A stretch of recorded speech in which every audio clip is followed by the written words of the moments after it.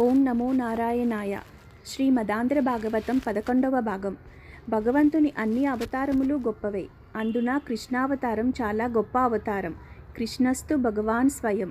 అందుకే భాగవతమునకు జయ అని వింత అయిన పేరు ఉంది.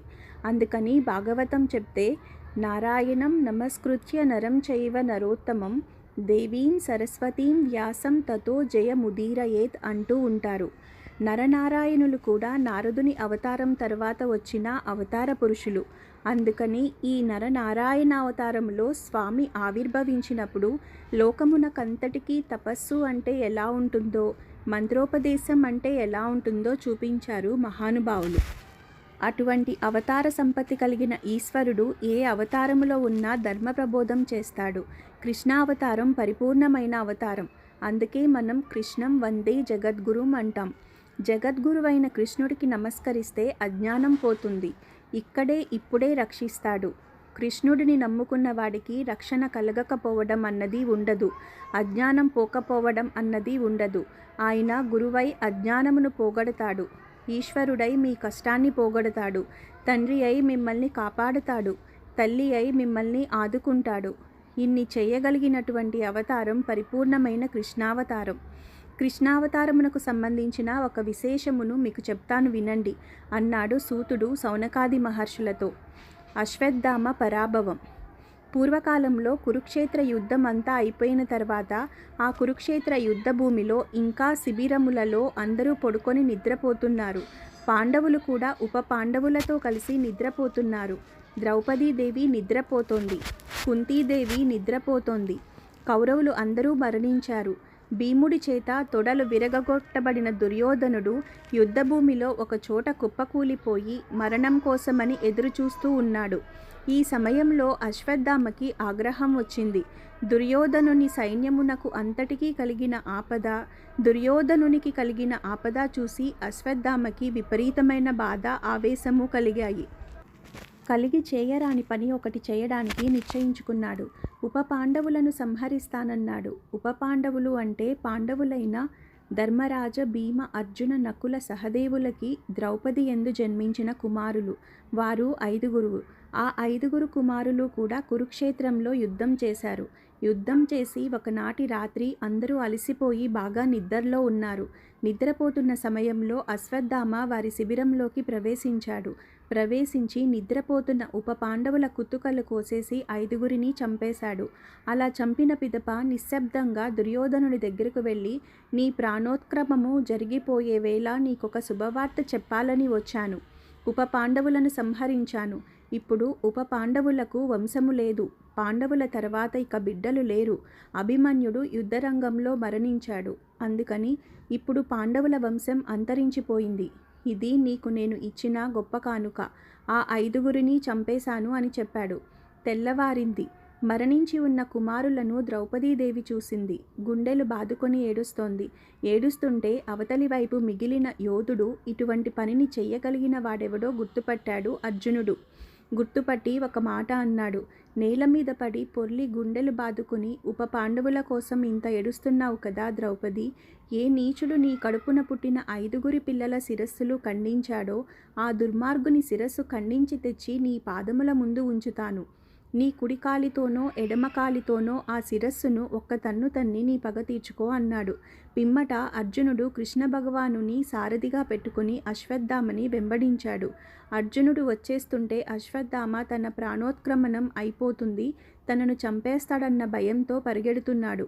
ఇలా పరిగెడుతుంటే పోతనగారు ఒక అందమైన ఉపమానం వేశారు. తన కుమార్తె వెంటపడిన బ్రహ్మదేవుని నిగ్రహించడానికి వెనక తరుముకు వస్తున్నట్టి పరమశివుని చేతు నుంచి పారిపోతున్న చతుర్ముఖ బ్రహ్మలా పరిగెడుతున్నాడు అన్నారు. ఎందుకు అంటే అశ్వత్థామ బ్రాహ్మణ కుమారుడు, ద్రోణసుతుడు. పరిగెడుతున్న దగ్గరికి అర్జునుని రథం సమీపిస్తోంది. అశ్వత్థామ ఇక పరిగెత్తలేకపోయాడు. వెనుక నుంచి అర్జునుని రథం వచ్చేస్తోంది. కృష్ణుడు సారథ్యం చేస్తున్నాడు. ఈ రథమే, ఈ సారథ్యమే, ఈ కవ్వడే, ఈ సవ్యసాచే, ఈ కిరీటే, ఈ ధనంజయుడే 18 ఔక్షోహినుల సైన్యమును మట్టుపెట్టాడు. కాబట్టి నన్ను చంపేస్తాడు అని ఉపసంహారము తెలియని బ్రహ్మాస్త్రమును ప్రయోగించాడు. లోకమంతా చనిపోయినా పర్వాలేదు, తాను మాత్రం బ్రతికి ఉంటే చాలు అనుకున్నాడు. ఇది బ్రాహ్మణునకు ఉండకూడని బుద్ధి. అది పొగలు గ్రక్కుతూ గొప్ప తేజస్సుతో అర్జునుడి మీదకు వస్తోంది. అర్జునుడు వెనక్కు తిరిగి కృష్ణుడి వంక చూశాడు. మహానుభావ, ఎవరు సారథ్యం చేస్తే నేను కురుక్షేత్రంలో గెలిచానో, ఏ మహానుభావుడు సంసార సముద్రమునందు పడిపోయిన వారిని ఉద్ధరించడానికి వచ్చిన దివ్యమైన నౌకయో, ఎవరి అనుగ్రహం కలగడం చేత మాయా అనబడే అవనిక తొలగిపోతుందో, ఎవరి అనుగ్రహం కలగడం చేత పామరుడైనవాడు కూడా జ్ఞానమును పొంది తిరిగి జన్మ ఎత్తడో, అటువంటి నీ అనుగ్రహం వల్ల నేను ఇన్నిటిని సాధించగలిగాను. లోకములన్నిటినీ నిండిపోయి సంక్షుభితం చేస్తున్న ఈ తేజస్సు ఏమిటో నాకు తెలియచేయవలసింది అని అడిగాడు. అడిగితే అప్పుడు కృష్ణ భగవానుడు చెప్పాడు. ఉపసంహారము తెలియకపోయినా అశ్వత్థామ బ్రహ్మాస్త్రమును ప్రయోగించాడు. ఇప్పుడు ఆ బ్రహ్మాస్త్రమును నిగ్రహించడానికి నీవు కూడా బ్రహ్మాస్త్రమునే ప్రయోగించాలి. విడిచిపెట్టు అన్నాడు. వెంటనే అర్జునుడు ఆచమనం చేసి అభిమంత్రించి కృష్ణ భగవానుడు ఉన్న రథమునకు ప్రదక్షిణం చేసి వచ్చి బ్రహ్మాస్త్రమును విడిచిపెట్టాడు. ఇప్పుడు 2 బ్రహ్మాస్త్రములు ఒకదానికొకటి ఎదురు వచ్చాయి. లోకములన్నీ తల్లడిల్లిపోయాయి. ప్రళయమే వచ్చేసిందనుకొని దేవతలు, ఋషులు పరుగులు తీస్తున్నారు. లోకములో ఉన్న ప్రాణులన్నీ కూడా ఉత్కంఠను పొందాయి. అందరూ హడలిపోతున్నారు. లోకములనన్నింటినీ రక్షించే స్వభావం ఉన్న కృష్ణ పరమాత్మను ఆ రోజు లోకం ప్రార్థించలేదు. కానీ ఆయన అన్నాడు, ధూర్తుడైన అశ్వత్థామ ప్రయోగించిన బ్రహ్మాస్త్రం మీదకి నువ్వు కూడా బ్రహ్మాస్త్రమును ప్రయోగించావు. వానికి ఉపసంహారము తెలియదు. నిష్కారణంగా లోకులు బాధపడకూడదు. 2 బ్రహ్మాస్త్రములను ఉపసంహారం చేసే అన్నాడు. 2 బ్రహ్మాస్త్రములను అర్జునుడు ఉపసంహారం చేసేశాడు. పూజ్య గురువులచే చెప్పబడిన శ్రీ మదాంధ్ర భాగవతం 11వ భాగం సమాప్తం. ఓం నమో నారాయణాయ. ఓం నమో నారాయణాయ. శ్రీ మదాంధ్ర భాగవతం 12వ భాగం. ఉపసంహారం చేసిన తర్వాత వణికిపోతున్న అశ్వత్థామ దగ్గరకు వెళ్ళి వానిని ఒక పశువును కట్టినట్లు త్రాటితో కట్టేశాడు. కట్టేసి రథం మీద పెట్టాడు. పెట్టి విపరీతమైన వేగంతో యుద్ధభూమిలోనికి వచ్చి రథమును అక్కడ నిలబెట్టాడు. అర్జునునికి కన్నులు ఎర్రబడిపోయి ఉన్నాయి. ఎదురుగుండా యమధర్మరాజు నిలబడినట్లు నిలబడి ఉన్నాడు. అశ్వత్థామ వణికిపోతున్నాడు. కృష్ణుడు అన్నాడు, అర్జున, నిద్రపోతున్న అమాయకులైన ఉపపాండవులను సంహరించిన బాలఘాతకుడు ఈ అశ్వత్థామ. ఇతనిని బ్రాహ్మణుడని చూడకు, గురుపుత్రుడని చూడకు, సంహరించు, కుత్తుక కత్తిరించు అన్నాడు. అర్జునుడు మారు మాట్లాడలేదు, చంపలేదు. ఇక్కడ ఉపనిషత్ సారమును చెప్తున్నాడు. దానిని మీరు గుర్తుపట్టాలి. బ్రహ్మాస్త్రమును వెయ్యమంటే వేశాడు. 2 బ్రహ్మాస్త్రములను ఉపసంహరించమంటే ఉపసంహరించాడు. కానీ అశ్వత్థామను చంపమంటే మాత్రం చంపలేదు. త్రాటితో కట్టబడిన అశ్వత్థామను పశువును ఈడ్చికెళ్ళినట్లు ద్రౌపదీదేవి శిబిరమునకు తీసుకువెళ్ళి అక్కడ పారవేశాడు. ద్రౌపది, వీడి శిరస్సును నీ కాలితో తన్నమని నీకు చెప్పాను. తీసుకువచ్చి అశ్వత్థామను ఇక్కడ పడేశాను. ఇప్పుడు నా ప్రతిజ్ఞ నెరవేర్చుకుంటాను అన్నాడు. ద్రౌపదీదేవి అశ్వత్థామను చూసింది. ఒక తల్లి ఏదైనా ఒప్పుకుంటుందేమో గాని తన పసుపు కుంకుమలకు గాని తన బిడ్డలకు గాని ఆపద తెచ్చిన వారిని క్షమించదు. అశ్వత్థామ తన 5 బిడ్డలను చంపేశాడు. ఆయనను చూసి వెంటనే నమస్కారం చేసింది. ఆవిడంది, మహానుభావ అశ్వత్థామ, నా భర్తలైన ధర్మరాజు, భీమార్జున, నకుల సహదేవులకు నీ తండ్రి గురువు. అనేకమైన అస్త్రములను ప్రయోగించటం, ఉపసంహారం చేయడం నీ తండ్రి ద్రోణాచార్యుడు నా భర్తలకు నేర్పాడు. ఆ కారణం చేత వారు కురుక్షేత్రంలో గెలవగలిగారు. ఆత్మావై పుత్రనామాసి. తండ్రి తన కొడుకు రూపంలో భూమి మీద తిరుగుతూ ఉంటాడు. నీవు మా గురుపుత్రుడవు. అందుచేత నాకు నీ యందు నా భర్తల గురువు దర్శనమవుతున్నాడు. అటువంటి నీకు నీ పాదముల వంక శిరస్సు పెట్టి చూసి నమస్కరిస్తున్నాను. అందుకని నిన్ను నేను ఒక్క మాట అనను. ద్రౌపదీదేవి ఎంత ధర్మం పాటిస్తుందో మీరు ఆలోచించండి. ఇది ద్రౌపది అంటే. ఆవిడ కోపడలేదు. ఎంత మాట అన్నదో చూడండి. కోపంతో అశ్వత్థామను చంపేస్తామని నా పిల్లలు అస్త్రశస్త్రములు పట్టుకుని యుద్ధభూమికి రాలేదు. వారు యుద్ధభూమిలో లేరు. ఇంతకు పూర్వం వారు నీకు ద్రోహం చేయలేదు. అపారమైన నిద్రలో ఉన్న నా కుమారులు యుద్ధం చేయడమునందు ఆసక్తి లేని వారై గాఢ నిద్రలో ఉన్నారు. ఇటువంటి వారిని ఎవ్వరినీ చంపకూడదు. నీకు ధర్మం తెలుసు. బ్రాహ్మణ పుట్టుక పుట్టావు. ద్రోణాచార్యునికి కొడుకువు అయ్యావు. నీకు ధర్మం జ్ఞాపకం రాలేదా? నీవు పుత్రరూపంలో ఉన్న గురువు అని తలంచి నా 5 కుమారులను నీవు చంపినప్పటికీ ఇంత బాధలో నీకు నమస్కరిస్తున్నాను అంది. రాత్రి చంపేటప్పుడు నీకు ఈ విషయములు జ్ఞాపకం రాలేదా అని పరోక్షంగా అడిగింది. జ్ఞాపకం రాలేదా అని అడిగితే ఒక బ్రాహ్మణునకు తెలిసి ఉండవలసిన ధర్మములు తెలియదా అని అడిగినట్లు అవుతుందని, నీకు నా పిల్లలను చంపడానికి చేతులు ఎలా వచ్చాయ్యా అని అర్జునుని వంక చూసి అన్నది. అర్జున, నేనెందుకు బాధపడుతున్నానో తెలుసా? 5 పిల్లలు సంహరింపబడిన తర్వాత వారు చచ్చిపోయారని నేను ఇప్పటి వరకు ఏడ్చాను. కానీ సాక్షాత్తు యమధర్మరాజులా పగబట్టి 2 చేతులతో అస్త్రములు ప్రయోగించగలిగిన నైపుణ్యం ఉన్నవాడివై గాంధీవము పట్టుకొని రథము ఎక్కి పగబట్టి అశ్వత్థామ దగ్గరకు వెళ్ళి పశువును కట్టినట్లు కట్టి రథంలో పెట్టి ఇక్కడకు తీసుకువచ్చి నిలబెట్టావని ఈ పాటికి కృపి అంటే ద్రోణుడి భార్య అశ్వత్థామ తల్లికి వార్త అంది ఉంటుంది. కొడుకు చచ్చిపోయాడని ఏడవటం ఒక ఎత్తు, ఇంకా చచ్చిపోతున్నాడు ఇక రక్షించుకోలేను అని ఏడవటం ఒక ఎత్తు. నీకు ఇన్ని అస్త్రములు నేర్పిన ద్రోణుని భార్య నీ గురుపత్ని అలా ఏడ్చేటట్లు ప్రవర్తించవచ్చునా? అశ్వత్థామ, మీ అమ్మ అక్కడ ఎంతగా ఏడుస్తోందోనయ్యా, తలుచుకుంటే నా మనస్సు వికలం అయిపోతుంది అని అర్జునుని పిలిచి, ఇతడు బ్రాహ్మణుడు, గురుపుత్రుడు, ఇతనిని సంహరించకూడదు, ఆయనను విడిచిపెట్టేయండి, ఆయనకు కట్టిన బంధనములను విముక్తి చెయ్యండి అంది. ఈ మాట భీముడు విన్నాడు. ఆయనకు ఎక్కడలేని కోపం వచ్చేసింది. ఈ ద్రౌపది మాట్లాడుతున్న మాటలకు ఏమీ అర్థం లేదు. ఈ దుర్మార్గుడు ఎక్కడో నిద్రపోతున్న పిల్లలను పట్టుకొని చంపేశాడు. నిద్రిస్తున్న పుత్రులను సంహరించిన ఈ ద్రోణపుత్రుడైన అశ్వత్థామను నేనే చంపేస్తాను అని అన్నాడు. భీముడికి ఆగ్రహం వస్తే ఇప్పుడు మాట్లాడటం ధర్మరాజుకు కూడా కష్టమే. అప్పుడు కృష్ణుడు అన్నాడు, అర్జున, నేను నీతో ఒక మాట చెప్తాను, దానిని జాగ్రత్తగా విను. ఎవడు ఉపపాండవులను సంహరించాడో వాని తల కత్తిరించేస్తానని నీవు ప్రతిజ్ఞ చేశావు. వీనిని క్షమించవలసిన పని లేదు. వీడు ఆతతాయి కాబట్టి చంపి అవతల పడేయవచ్చు. కానీ ఇతను బ్రాహ్మణుడు, ద్రోణాచార్యుని కుమారుడు. వేదము బ్రాహ్మణుని చంపకూడదని చెప్తోంది. ఇతడు ఆతతాయి కాబట్టి చంపివేయాలి, బ్రాహ్మణుడు కాబట్టి క్షమించాలి. ఇప్పుడు ఏమి చేయాలో దానిని నీవు చేయవలసింది అన్నాడు. ఇప్పుడు అర్జునుడు అశ్వత్థామను చంపినంత పని చేసి చంపకుండా వదిలివేయాలి. అందుకని ఇప్పుడు పూర్తి ముండనం చేసేయాలి. బ్రాహ్మణుడికి చిన్న సిక ఉండాలి, పూర్ణ ముండనం చేసేయకూడదు. పూర్ణ ముండనం చేస్తే వాడు చచ్చిపోయినట్లు లెక్క.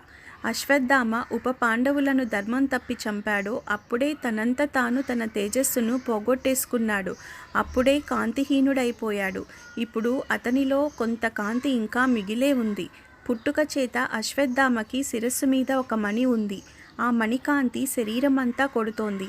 ఇప్పుడు అశ్వత్థామను చంపినంత పని చేసి చంపకుండా వదలాలి. అలా వదలడంలో ధర్మం ఉంది. ఇప్పుడు అర్జునుడు ఆ ధర్మమును పాటిస్తున్నాడు. అందుకని ఇప్పుడు అర్జునుడు ఒక కత్తి తీశాడు. అది సామాన్యమైన కత్తి కాదు. అది ఎంతమంది నెత్తురు త్రాగిందో అటువంటి కత్తిని ఈవేళ రక్తం కళ్ళ చూడవలసిన వాడిని రక్తం చూడకుండా ధర్మం కోసం క్షురక వృత్తిని వాడుతున్నాడు. ఆ కత్తితో అశ్వత్థామకు ఉన్న జుట్టునంతటినీ తీసి అవతల పారేశాడు. అతని తలలో ఉన్న మణిని ఊడబెరికి తను పుచ్చేసుకున్నాడు. అశ్వత్థామకు కట్టిన బంధనములను విప్పేసి ఒక్క త్రోపు తోసి అవతల పారేశాడు. ఆ త్రోపుతో అశ్వత్థామ శిబిరం బయటకు వెళ్ళి పడిపోయాడు. హీనుడై కాంతి పోయిన వాడై తల వంచుకొని సిగ్గుతో నడుచుకుంటూ వెళ్ళిపోయాడు. ఈ వృత్తాంతమును చెప్పి సూతుడు అన్నాడు, సౌనకాది మహర్షులారా, వృత్తాంతమును విన్నారు కదా. ఇది కృష్ణలీల అంటే, ఇది కృష్ణుడు అంటే. ఏ కృష్ణ పరమాత్మ దగ్గర అర్జునుడు కూర్చున్నాడో అటువంటి ఆయన అనుగ్రహం కలగడం చేత అర్జునునకు ధర్మం అంటే ఏమిటో తెలిసింది. అందుకని భాగవతం. ఈ ఉపపాండవుల పార్థివ శరీరమును తీసుకువెళ్లారు. దహన క్రియలను ఆచరించి తదనంతరం వారందరూ గంగానదిలో స్నానం చేసి ఏడుస్తూ తిరిగి వెనక్కి వచ్చేశారు. శోకిస్తూ ఇంకా ఉపపాండవులను తలుచుకొని బాధపడుతున్నారు. కాలం అనేది ఎంత బలవంతరమైన స్వరూపంతో ఉంటుందో వ్యాసుడు చెప్తారు. వ్యాసుడంటే భగవానుడే.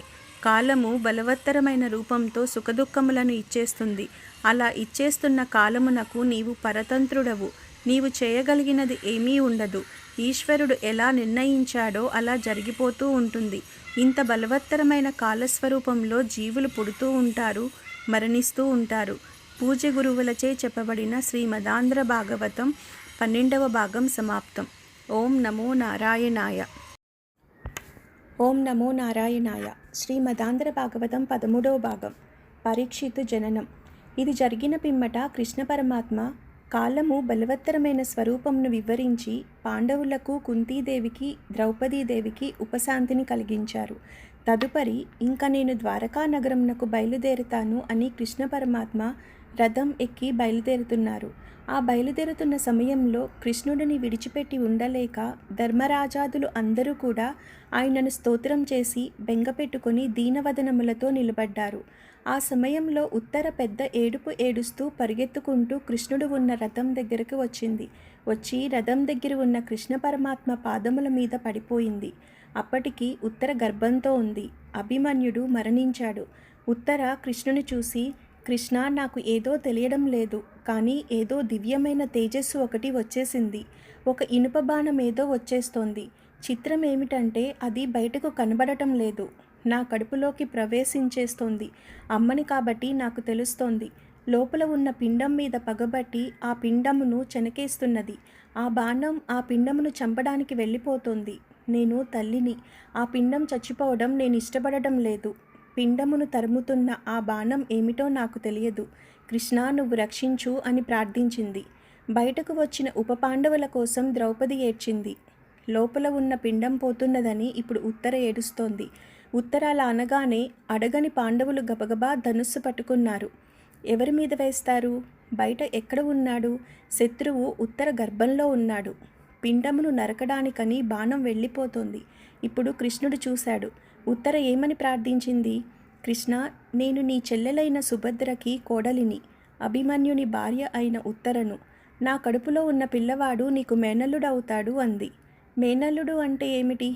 మేనమామల ముద్దు మేలైన ముద్దు, తాతలకు తా ముద్దు తాను అబ్బాయి అని జానపదులు పాటలు పాడుతుంటారు. మనవలంటే తాతలకి ప్రీతి, మేనల్లుళ్ళు అంటే మేనమామలకు ప్రీతి. నీ మేనల్లుడు శత్రువుల చేత హతుడయ్యాడు. ఆ శత్రువు ఎవరో నాకు తెలియదు, కానీ ఎవరో బాణం వేసేశాడు. అది లోపలికి వెళ్ళిపోతుంది. తామర పువ్వుల వంటి నేత్రములు ఉన్నవాడా, నీవు కన్నువిప్పి చూశావంటే శత్రువు మడిసిపోతాడు. ఈ బాణం అగ్నిహోత్రంలా ఉంది. ఆ బాధ ఏమిటో నాకు తెలుస్తోంది. బయట ఉన్న వాళ్ళకి ఏమి తెలుస్తుంది? కడుపులో ఉన్న పిండమును రక్షించవా కృష్ణ అని శరణాగతి చేసింది. గాంధీవమును ధరించిన అర్జునుడు ఉన్నాడు. చేతి గద తిప్పితే అగ్నిహోత్రమును పుట్టించే భీమసేనుడు ఉన్నాడు. నకుల సహదేవులు ఉన్నారు. అజాత శత్రువైన ధర్మరాజు ఉన్నాడు. అయినా ఉత్తర వాళ్ళ కాళ్ళు పట్టుకోలేదు. నీ వాళ్ళు నిన్ను రక్షించరు. నీ రక్షణ నీ ఇంటి ఈశాన్య దిక్కున ఉంది. అక్కడ ఉన్న స్వామిని నమ్ముకోవడం నేర్చుకో. అలాగని నీ బంధువులను నిర్లక్ష్యం చేయకు. వాళ్ళని భగవంతునిగా చూసుకో. కానీ లోపల పూనికతో ఈశ్వరుడిని శరణాగతి చేయడం నేర్చుకో. ఆయన నీకు రక్షకుడు. అందుకని ఆవిడ పాండవులను ప్రార్థన చేయలేదు, కృష్ణుడిని ప్రార్థన చేసింది. కడుపులో ఉన్న పిండము అగ్నిహోత్రం వచ్చేసింది. నన్ను ఇది కాల్చేస్తుంది. నన్ను రక్షించేవాడు ఎవరు? నేను గర్భంలో ఉన్నాను. నేను మొరపెడితే ఎవరికి వినపడుతుంది అని ఏడుస్తోంది. ఈయన ఆ పిండమునకు ఎదురు వచ్చాడు. ఉత్తర గర్భంలోని పిండము సంహరింపబడాలని అశ్వత్థామ బ్రహ్మాస్త్రమును వేసేశాడు. అది లోపల ఉన్న పిండం దగ్గరికి వచ్చేసింది. అప్పుడు కృష్ణ పరమాత్మ ఉత్తర గర్భమందు పెరుగుతున్నటువంటి పిండము ముందు భాగమునందు అంగుష్టమాత్రుడై నిలబడ్డాడు. గదను త్రిప్పుతున్నాడు. చక్రహస్తుడై వైష్ణవ మాయను ప్రకటించాడు. ఉత్తర గర్భంలో ఒక్కసారి తన తేజస్సును చూపించాడు. ఆ తేజస్సు పిండమునకు తప్ప మరెవరికీ కనపడటం లేదు. ఉత్తరకి గాని పాండవులకి గాని లోకమునకు గాని కనపడటం లేదు. స్వామి ఈ లీలను అమ్మ కడుపులో ప్రదర్శిస్తున్నాడు. తాను బయట అలా నిలబడి ఉన్నాడు. పాండవుల వంశం నిలబడటం కోసం తాను పిండమునకు ఎదురు వెళ్ళి నిలబడి బ్రహ్మగారి అస్త్రము నుండి వచ్చినటువంటి తేజస్సుని తన తేజస్సులో కలిపేసుకొని చాలా ఉల్లాసంగా సంతోషంగా పిల్లాడి వంక చూస్తే వాడు ఇంకా సరిగా అమరని 2 చేతులతో ఎంత అందగాడురా, బొటనవ్రేలంతున్నాడు, పట్టు పీతాంబరం కట్టుకొని గద తిప్పుతూ చక్రహస్తుడై మా అమ్మ కడుపులోకి వచ్చి అంతటి అగ్నిహోత్రమును త్రాగేసి నన్ను రక్షించాడా అని స్తోత్రం చేయడం చేతకాని పిండము కనురెప్పలు పైకెత్తి చీకట్లో చూస్తుండగా అంతర్ధానం అయిపోయాడు. అశ్వత్థామ చేత విడువబడిన బ్రహ్మాస్త్రము నుండి పైకి వచ్చిన అగ్నిహోత్ర జ్వాలలను తీసుకొని బయటకు వెళ్ళిపోయాడు. అలా సూతుడు చెప్పి అన్నాడు, ఈ మాట చిత్రంగా ఉందా? అలా ఎలా పుచ్చుకుంటాడు అని అనుకుంటున్నారా? మీకు నేను మొదటే చెప్పాను, స్వామి 22 అవతారములలో ఆవిర్భవించాడు. ఇవి అన్నీ శాశ్వత స్వరూపుడైన నారాయణునిలోంచి వచ్చినవే. నారాయణుని నాభీకమలంలోంచి బ్రహ్మగారు వచ్చారు. అందులోంచి పుట్టిన తేజస్సులోని ఎందులోంచి వచ్చాడో అందులోని వాడు పుచ్చేసుకోవడం పెద్ద గొప్ప కాదు. ఆ విధంగా తేజస్సును పుచ్చేసుకున్నాడు. ఈ పనిని పాండవులు చేయలేరు, కృష్ణుడు చేశాడు. ఇప్పుడు మనం జరిగిన సంఘటనలను అనుసంధానం చేసుకోవాలి. ద్రోణాచార్యుల వారి కుమారుడైన అశ్వత్థామను రథము మీద నుంచి దింపగానే వానిని చంపివేయవలసినదని కృష్ణుడు సలహా ఇచ్చాడు. అర్జునుడు వెంటనే అశ్వత్థామని చంపివేసి ఉంటే వీనికి నేను 18 అధ్యాయములు గీత చెప్పినా ధర్మం అంటే ఏమిటో అర్థం కాలేదు. కాబట్టి నేను ఉత్తర గర్భంలో ఉన్న పిండంను రక్షించనవసరం లేదు అని అనుకొని ఉండేవాడు. తను చెప్పినా అర్జునుడు అశ్వత్థామని చంపలేదు. ఈ ధర్మమును కృష్ణుడు తన దృష్టిలో పెట్టుకున్నాడు. ధర్మో రక్షతి రక్షితః. ధర్మమే ఈశ్వరుడు. ధర్మమును పాటించిన వాడిని తాను రక్షించాలి. ఇప్పుడు ఎవరూ రక్షించలేని రీతిలో రక్షించాడు. ఇటువంటి రక్షణ ఒక్క ఈశ్వరుడు మాత్రమే చేయగలడు, కృష్ణుడు మాత్రమే చేయగలడు. అటువంటి కృష్ణ పరమాత్మని నమ్ముకున్న వాడికి తన కోరికలు తీరవన్న అనుమానం పెట్టుకోనవసరం లేదు. అలా అనుమానం పెట్టుకున్న వానిని మార్చగలిగిన వాడు ప్రపంచంలో లేడు. ఉత్తర వెంటనే పొంగిపోయి సంతోషంతో, నా కడుపులో అగ్నిహోత్రం చల్లారిపోయిందయ్యా, నా పిండము రక్షింపబడింది, పాండవ వంశము రక్షింపబడింది అని పొంగిపోయింది. శ్రీకృష్ణ పరమాత్మ రక్షణ వలన ఉత్తర గర్భమునందు జన్మించినవాడు పరీక్షిత్తు. ధర్మరాజు గారు ఆ పిల్లవానికి విష్ణురాతుడు అని పేరు పెట్టారు. కానీ ఆయనను ఎవ్వరూ విష్ణురాతుడు అని పిలువరు, పరీక్షిత్తు అని పిలుస్తారు. పూజ్య గురువులచే చెప్పబడిన శ్రీ మదాంధ్ర భాగవతం 13వ భాగం సమాప్తం. ఓం నమో నారాయణాయ. ఓం నమో నారాయణాయ. శ్రీ మదాంధ్ర భాగవతం 14వ భాగం. తదనంతరం కుంతీదేవి స్తోత్రం చేసింది. ఆవిడ ఆదినారాయణ అని ప్రారంభించింది. కృష్ణ, నా భక్తి ఇంకా పండలేదు. పరీక్షిత్తు పుట్టబోతున్నాడు. మనవడు పుట్టబోయే ముందు పరమాత్మను ఎలాంటి మాట అడగాలో అలాంటి మాటను ఈవేళ కుంతీదేవి అడుగుతోంది. పాండురాజు కుమారులైన ఈ పంచపాండవుల యందు నాకు మోహ విచ్ఛేదనము చేయవలసింది. స్వామి, నీ యందు నా మనస్సు రమించిపోవాలి. పూజా మందిరంలోనే కాదు, నేను ఏ పని చేస్తున్నా నువ్వు నాకు జ్ఞాపకానికి వస్తూ ఉండాలి. నీ నామస్మరణము నుండి నా మనస్సు ఆగకూడదు. నీవు ఈశ్వరుడవు, నీవు సర్వ జగన్నియామకుడవు. నీవు తలుచుకుంటే ఏమి ఇవ్వలేవు. అందుకని కృష్ణ, నాకు అటువంటి భాగ్యమును కటాక్షించవా? నాకు ఆ మోహమును తెంపి అవతల పారవేయవలసింది. సంసారమనే లతలు నన్ను చుట్టేస్తున్నాయి. వాటిని గండ్రగొడ్డలితో తెంపి అవతల పారేయి అని అడిగింది అమ్మ. అంత కృష్ణ పరమాత్మ కూడా ఆ కుంతీదేవి స్తోత్రం చూసి మురిసిపోయాడు. పొంగిపోయి, అప్పుడే ఎలా కుదురుతుందిలే, ఇంకా మనవడు పుట్టాలి, నువ్వు సంతోషించాలి అనే భావం వచ్చేట్లుగా హేళగా చూసి ముగ్ధ మనోహరంగా ఒక చిరునవ్వు నవ్వాడు. అంతే, మాయ ఆవరించి ఇంత స్తోత్రం చేసిన ఆవిడని కూడా ఆ మందహాసపు కాంతులలో మైమరిచిపోయేటట్లు చేసేశాడు. ఆయన దర్శనానికి ఉండే శక్తి అటువంటిది. అందుచేత, స్వామి, నిరంతరము నీ గురించి భావన చేసే అదృష్టమును ప్రసాదించవలసింది అని కుంతీదేవి అడిగితే స్వామి చిరునవ్వు చిందించి బయలుదేరి ద్వారకా నగరానికి వెళ్ళిపోయాడు. వెళ్ళిపోయిన తర్వాత 10 నెలలకు ఉత్తర గర్భం నుండి పరీక్షిన్ మహారాజు ఉడాయించారు. భీష్ముని చరిత్ర. కుంతీదేవి ప్రార్థన తర్వాత ధర్మరాజు గారు, కురుక్షేత్ర సంగ్రామంలో నేను ఎందరో రాజులను తెగటార్చాను. దానివల్ల నాకు కలిగిన పాపం ఏ విధంగా పోతుంది అని బాధపడుతున్న సమయంలో ధర్మ సూక్ష్మములు తెలుసుకోవడం కోసమని కురుక్షేత్రంలో అంపశయ్య మీద పడుకుని ఉన్నాడయ్యా మహానుభావుడు భీష్ముడు. అక్కడికి వెడదాం పద అని మహానుభావుడు కృష్ణ భగవానుడు ధర్మరాజును తీసుకుని వెళ్ళినప్పుడు భీష్ముడు ధర్మరాజుకు ధర్మములను ఉపదేశించి తదుపరి ఆయన అనంత బ్రహ్మమునందు కలిసిపోయిన సంఘటనను మాత్రమే వివరించారు. అప్పుడు భీష్ముడు కృష్ణ భగవానుని చేసిన స్తోత్రం భాగవతంలో వివరించబడింది. భీష్ముని చరిత్ర మహాభారతము, దేవీ భాగవతము ఇత్యాది గ్రంథాలలో చెప్పబడింది. భీష్ముని జీవితం అంత తేలికైన విషయం కాదు. ఆయనను అర్థం చేసుకోవడం చాలా కష్టమైన విషయం. భాగవత అంతర్భాగం కానప్పటికీ అవగాహన కొరకు భీష్ముని గురించి మనం కొంత తెలుసుకోవడం మంచిది. ఒకానొకప్పుడు బ్రహ్మగారు ఒక పెద్ద సభనొక దానిని తీర్చారు. ఆ సభకు ఋషులు, ప్రజాపతులు మొదలైన వారందరూ విచ్చేశారు. వారు ఆ సభ యందు కూర్చుని ఈ లోకంలో కళ్యాణం జరిగేటట్లు చూడడం ఎలాగా, భగవంతుని యందు భక్తి కలిగేటట్లుగా ప్రవర్తించడం ఎలాగా అని చర్చ చేస్తున్నారు. ఈశ్వరుని గుణములను ఆవిష్కరించి ప్రజలలో భక్తి పెంపొందితే ఆ భక్తి వలన వారికి కావలసిన సమస్త కామములు చేకూరుతాయి. అంతేకాక వారు నడవవలసిన పదంలో నడిచిన వారు అవుతారు. అందుచేత వీళ్ళందరికీ ఏ విధంగా కళ్యాణమును సాధించి పెట్టాలి అని సభ జరుగుతోంది. ఆ సభ జరుగుతున్న సమయంలో ఒక విచిత్రమైన సంఘటన జరిగింది. సభలోకి గంగాదేవి ప్రవేశించింది. గంగమ్మ పరమ పవిత్రురాలు. ఆమె హిమవంతుని పెద్ద కూతురు. సహజంగా ఆవిడ చాలా సౌందర్య రాశి. పార్వతీదేవికి తోబుట్టువు కనుక విశేషమైన అందగత్తె. మహా సౌందర్య రాశి అయిన గంగ అక్కడ ఉండగా చతుర్ముఖ బ్రహ్మగారి సభలో వాయువు వీచింది. ఒక పెద్ద గాలి వచ్చింది. ఆ గాలికి గంగాదేవి పమిట తొలగింది. ఇటువంటి సంఘటనలు అనుకోకుండా జరిగినవి కావు. వీటి వెనుక ఆదిపరాశక్తి అయిన అమ్మవారి ప్రణాళిక ఏదో ఉంటుంది. గంగాదేవి పమిట తొలగగా బ్రహ్మగారి సభలో ఉన్న అందరూ తలలు వంచుకొని కూర్చున్నారు. కానీ ఆ సభలో కూర్చున్న గోభిషుడు అనే ఒక రాజర్షి మాత్రం తదేక దృష్టితో గంగమ్మను చూస్తున్నాడు. ఆశ్చర్యకరంగా గంగమ్మ కూడా రాజర్షి వంక తదేక దృష్టితో చూస్తోంది. వారిద్దరి యందు కామము అతిశయించింది. వారిరువురూ కూడా తాము చతుర్ముఖ బ్రహ్మగారి సభ యందు ఉన్నామన్న విషయమును మరచిపోయారు. ఈ సంఘటన వెనుక ఏదో పెద్ద ప్రణాళికా నిర్మాణం జరిగిందని మీరు అర్థం చేసుకోవాలి.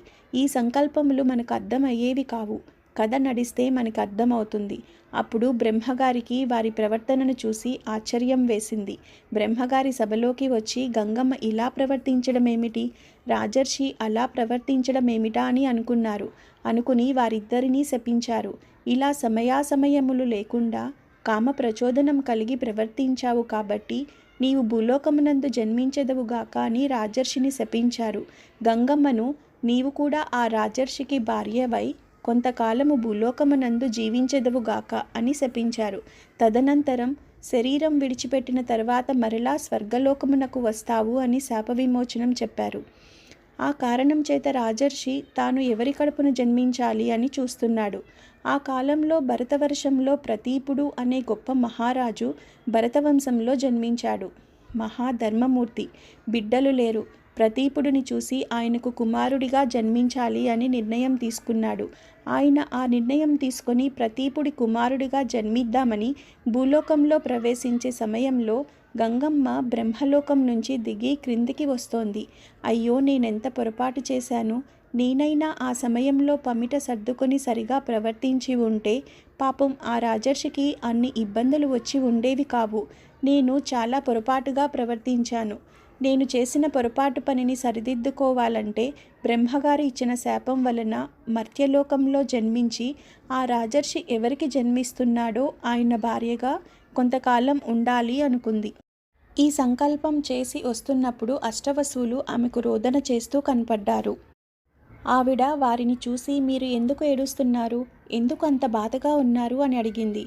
అప్పుడు వాళ్ళు ఒక చిత్రమైన విషయమును ప్రతిపాదన చేశారు. మేము అష్టవసువులము, భార్యలతో కలిసి ఆకాశ మార్గంలో వెళ్ళిపోతున్నాము. అలా వెళ్తూ వశిష్ఠ మహర్షి ఆశ్రమం మీదుగా మేము ప్రయాణం చేస్తున్నాము. మేము వశిష్ఠ మహర్షి ఆశ్రమమును చూశాము. అందులో నందిని అనే కామధేనువు ఉంది. అది తెల్లని పర్వతాకారంలో ఉండి మెరిసిపోతూ మిక్కిలి ప్రకాశంతోనూ తేజస్సుతోనూ ఉంది. దానిని దయు అనబడే వసువు భార్య చూసి, అది మామూలు ఆవేనా అని భర్తను అడిగింది. అప్పుడు ఆయన, అది మామూలు ఆవు కాదు, దానిని కామధేనువు అంటారు. దాని పాలు త్రాగితే ఎటువంటి కోరికైనా తీరుతుంది అని చెప్పాడు. అప్పుడు ద్యూ భార్య అంది, నాకు ఉసీనర అనే స్నేహితురాలు ఉంది.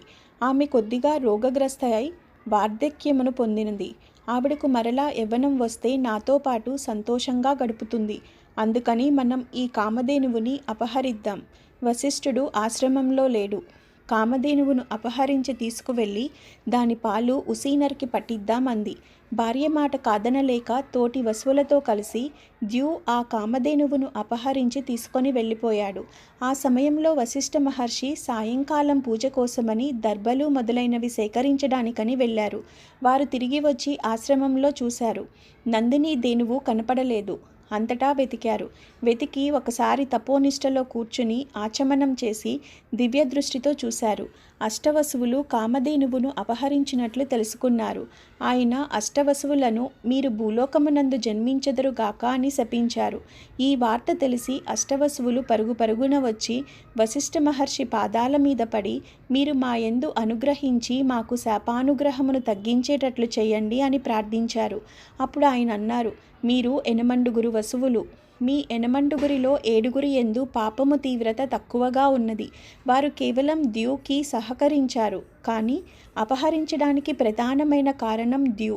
అందుచేత మీరు 7 పుట్టినటువంటి వెంటనే మరణిస్తారు, నరులుగా జన్మిస్తారు. కానీ జన్మించిన కొద్ది గంటలలో శరీరం వదిలిపెట్టేస్తారు. అలా వదిలిపెట్టేసి వసువులు అయిపోతారు. కానీ ప్రధాన పాత్ర పోషించిన ద్యూ మాత్రం పరాక్రమవంతుడై కని విని ఎరుగని చరిత్రను సృష్టించి భూలోకమునందు కొంతకాలం ఉండి తరువాత తిరిగి బ్రహ్మైక్యమును పొందుతాడు. అందుకని ద్యూ మాత్రం కొంతకాలం భూలోకమునందు ఉండవలసినదే అని ఆయన శాప విమోచనమును కటాక్షించారు. ఆ 8 ఇప్పుడు భూలోకంలో జన్మించాలి. అందుకని వాళ్ళు బాధపడుతూ వస్తున్నారు. వారికి గంగమ్మ ఎదురైంది. అమ్మా, నీవు భూలోకమునకు ఎందుకు వెడుతున్నావు అని అడిగారు. అప్పుడు గంగమ్మ జరిగిన విషయం వారికి చెప్పి, రాజర్షి ఎక్కడ జన్మిస్తాడో అక్కడ ఆయన భార్యను కావాలని వెళ్తున్నాను అంది. అప్పుడు వాళ్ళు, అయితే అమ్మ, మాకు ఒక ఉపకారం చేసిపెట్టు. నీవు ఎలాగో భూలోకం వెళ్తున్నావు కనుక నీ కడుపున మేము 8 పుడతాము. నువ్వు మమ్మల్ని జ్ఞాపకం పెట్టుకొని శాప విమోచనం కోసం మాకొక సహాయం చేసి పెట్టాలి. భూలోకంలో ఏ తల్లి కూడా పుట్టిన బిడ్డలను చంపదు. కన్న తల్లికి ఉండే మమకారం అటువంటిది. మాకు శాప విమోచనం కలగాలి. మేము నీకు బిడ్డలుగా జన్మిస్తాము. నీవు మా యందు అనుగ్రహించి పుట్టిన వెంటనే మేము వసువుల స్థానమును అలంకరించడానికి వీలుగా ఆ శరీరం విడిచిపెట్టేటట్లుగా మమ్మల్ని కటాక్షించు అని కోరారు.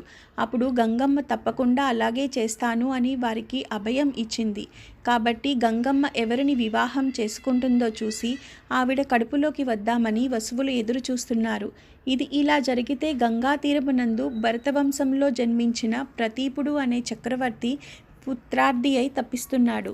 ఆయనకి సామ్రాజ్యం ఉంది, సత్యం ఉంది, ధర్మం ఉంది, అన్ని భోగములు ఉన్నాయి. కానీ సంతానం లేదు.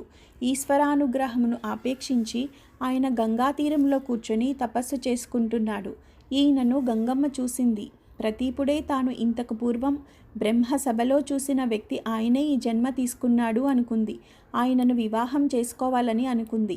ఆయన తపస్సులో కళ్ళు మూసుకొని ఇంద్రియములను వెనక్కి తీసుకొని తపస్సు చేసుకుంటూ కూర్చున్నాడు. గంగమ్మ గబగబా బయటకు వచ్చి ఆయన కుడి తొడ మీద కూర్చుంది.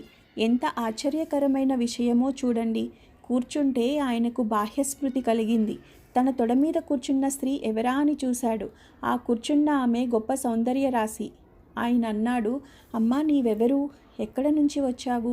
ఎందుకు ఇలా నా కుడి తొడ మీద కూర్చున్నావు అని అడిగాడు. ఆవిడ అంది, నన్ను గంగా అంటారు. నేను గంగానదికి అధిష్టాన దేవతను. నీకు భార్యను కావాలని వచ్చాను. అందుకని నీ ఒళ్ళో కూర్చున్నాను అంది. అప్పుడు ఆయన అన్నాడు, నీవు నా భార్యవి కావాలని అనుకున్నావు. క్షత్రియులను, విశేషించి రాజులను దక్షిణ నాయకులు అంటారు. దక్షిణ నాయకునికి ఒకరికంటే ఎక్కువ మంది భార్యలు ఉంటారు.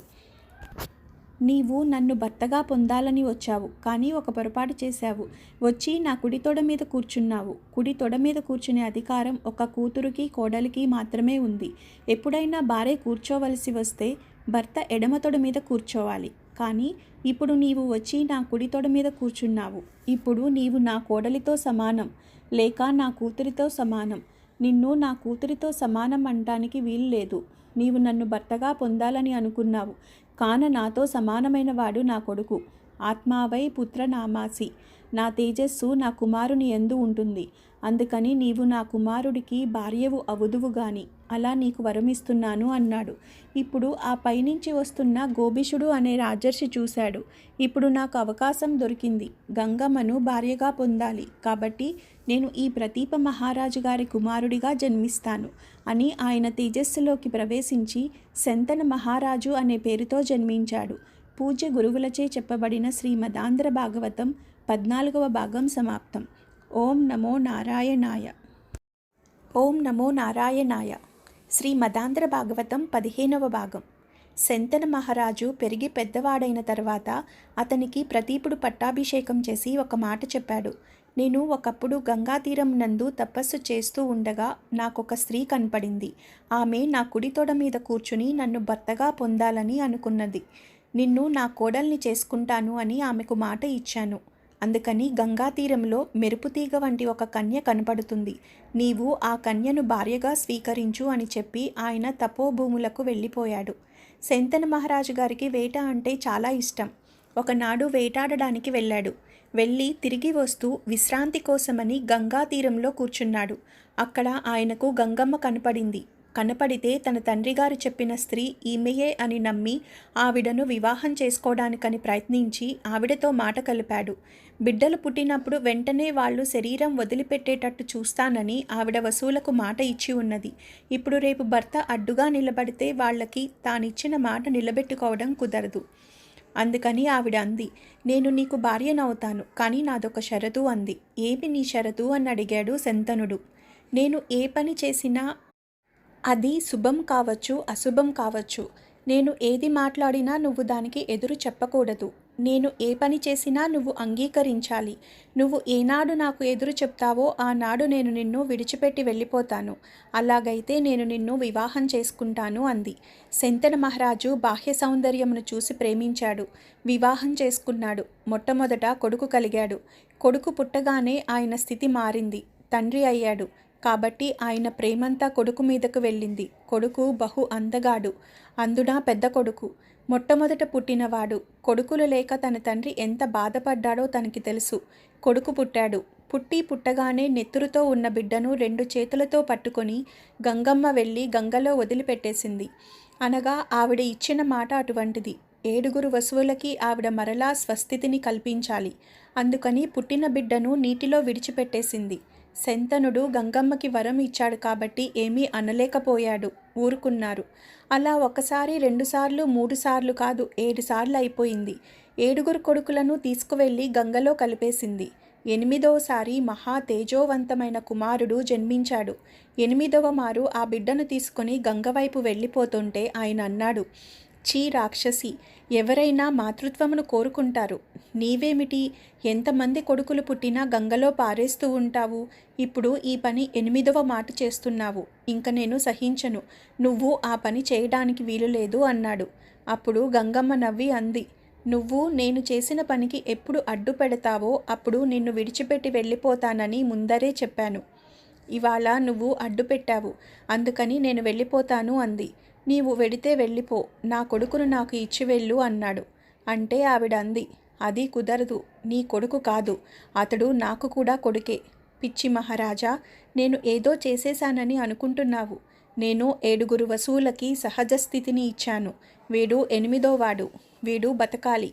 వీనిని తీసుకువెళ్ళి వశిష్ఠ మహర్షి దగ్గర, పరశురాముడి దగ్గర అస్త్ర విద్యనంతటినీ నేర్పి అపారమైన ధనుర్విద్యా ప్రావీణ్యము వచ్చిన తర్వాత తెచ్చి నీకు కొడుకుగా అప్పచెప్తాను.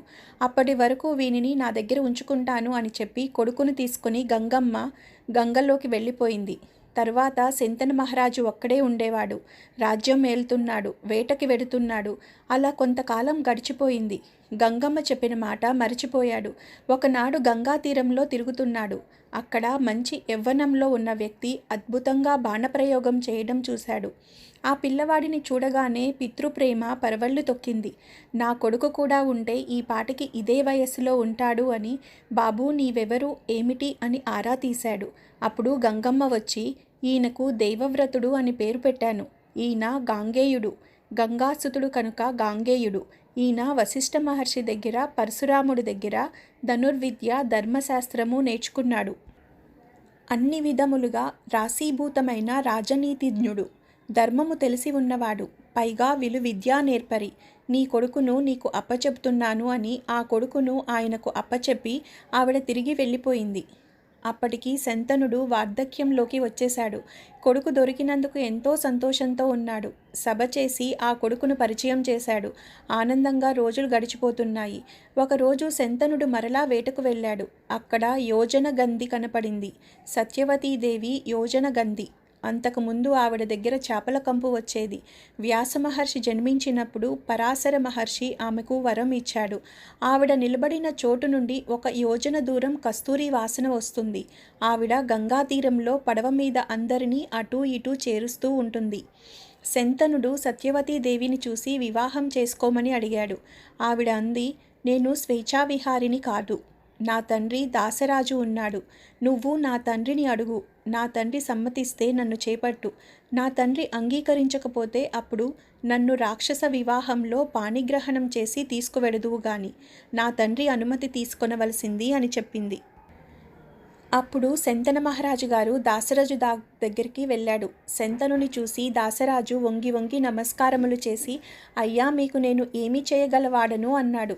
అప్పుడు శంతనుడు, నీ కన్యకారత్నమును నాకు ఇయ్యవలసింది అన్నాడు. అప్పుడు దాసరాజు, నా కూతురు సత్యవతిని నీకిచ్చి వివాహం చేస్తాను.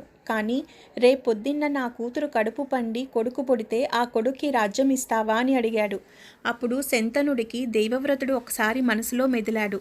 పెద్ద కొడుకు ఉన్నాడు. అతడు మహానుభావుడు, ధర్మజ్ఞుడు, గొప్ప విలువిద్యా విశారదుడు. అటువంటి కొడుక్కి రాజ్యం ఇవ్వకుండా ఇంత ముసలితనంలో ఈ సత్యవతీదేవి కోసం తన కొడుకుని ఎలా విడిచిపెట్టేసుకుంటాడు? మాట ఇవ్వలేక వెనక్కి తిరిగి వెళ్ళిపోయాడు. కానీ శంతనుడికి సత్యవతీదేవి మీద మనసు ఉండిపోయింది. సరిగా నిద్ర పట్టడం లేదు, ఆహారం తీసుకోవడం లేదు, అస్థిమితంగా తిరుగుతున్నాడు. కుమారుడు వెళ్ళి, నాన్నగారు ఏమైంది అని అడిగాడు. ఈ విషయంను సూచాయిగా చెప్పాడు. మహానుభావుడు దేవవ్రతుడు తండ్రిగారి పరిస్థితిని గురించి మంత్రులను అడిగాడు. అడిగితే, మీ నాన్నగారికి ఈ వయసులో మరలా వివాహం మీదకి మనసు మళ్ళింది. సత్యవతిని వివాహం చేసుకోవాలనుకుంటున్నారు. కానీ దాసరాజు ఒక నియమం పెట్టాడు అని ఆ విషయములను తెలియచేశారు. అప్పుడు దేవవ్రతుడు దాసరాజు దగ్గరకు వెళ్ళాడు. వెళ్ళి, అయ్యా, మీ కుమార్తె అయిన సత్యవతీదేవిని మా తండ్రి గారికి ఇచ్చి వివాహం చెయ్యండి అని అడిగాడు. అడిగితే దాసరాజు అన్నాడు, తప్పకుండా చేస్తాను. కానీ నా కుమార్తెకు పుట్టే కొడుక్కి శంతన మహారాజు గారి రాజ్యం వస్తుందా అని అడిగాడు. అప్పుడు దేవవ్రతుడు, తప్పకుండా వస్తుంది. అసలు రాజ్యం నాకు కదా రావాలి. నేను రాజ్యమును పరిత్యాగం చేసేస్తున్నాను. నేను రాజ్యం తీసుకోను. మా నాన్నగారి కోరిక తీరడం కోసం నీ కుమార్తెను ఆయనకిచ్చి వివాహం చెయ్యండి అన్నాడు. అప్పుడు దాసరాజు, ఇప్పటి వరకు బాగుంది. కానీ రేపు నీకొక కొడుకు పుడతాడు. నువ్వు సహజంగా చాలా పరాక్రమవంతుడవు. నీకు పుట్టే కొడుకు చాలా పరాక్రమవంతుడవుతాడు. అంత పరాక్రమవంతుడైన నీ కొడుకు, సత్యవతీదేవికి పుట్టిన కొడుకు రాజ్యపాలన చేస్తే ఊరుకుంటాడా? అందుకని భవిష్యత్తులో నీ కొడుకు నుంచి ప్రమాదం రాదని ఏమిటి హామీ అని అడిగాడు. అప్పుడు దేవవ్రతుడు ప్రతిజ్ఞ చేశాడు. నీకు ఆ అనుమానం ఉన్నది కనుక తండ్రి మాట నిలబెట్టి తండ్రి గౌరవమును, తండ్రి కోరుకున్న కోరికను తీర్చలేని కొడుకు ఉంటే ఎంత, ఊడిపోతే ఎంత. మా తండ్రి గారి కోసం నేను భీష్మమైన ప్రతిజ్ఞ చేస్తున్నాను అన్నాడు. అది సామాన్యమైన ప్రతిజ్ఞ కాదు. వృద్ధుడైన తండ్రి కోసం ఇటువంటి ప్రతిజ్ఞ చేశాడు. ఈ ప్రతిజ్ఞ చేసేసరికి దేవదుందుబులు మోగి పైనుంచి పుష్పవృష్టి కురిసింది. భీష్మించి ప్రతిజ్ఞ చేశాడు కనుక ఆ రోజు నుంచి ఆయనను భీష్ముడు అని పిలిచారు. ఆచరించి చూపించాడు కనుక ఆయనను భీష్మాచార్యుడు అని పిలిచారు. ఈ విషయమును తండ్రిగారైన శంతన మహారాజు విని తెల్లబోయాడు. నీవు నా గురించి ఏంటో త్యాగం చేశావు. అందుకని నీకు 2 వరములను ఇస్తున్నాను. 1, యుద్ధభూమిలో నీవు చేతిలో ధనస్సు పట్టుకుని ఉండగా నిన్ను దేవేంద్రుడు కూడా ఓడించలేడు. 2, నీకు మరణం లేదు. స్వచ్ఛంద మరణమును నీకు ప్రసాదిస్తున్నాను. మరణము నీవు కోరుకుంటే వస్తుంది, లేకపోతే రాదు అని పూజ్య గురువులచే చెప్పబడిన శ్రీ మదాంధ్ర భాగవతం 15వ భాగం సమాప్తం. ఓం నమో నారాయణాయ.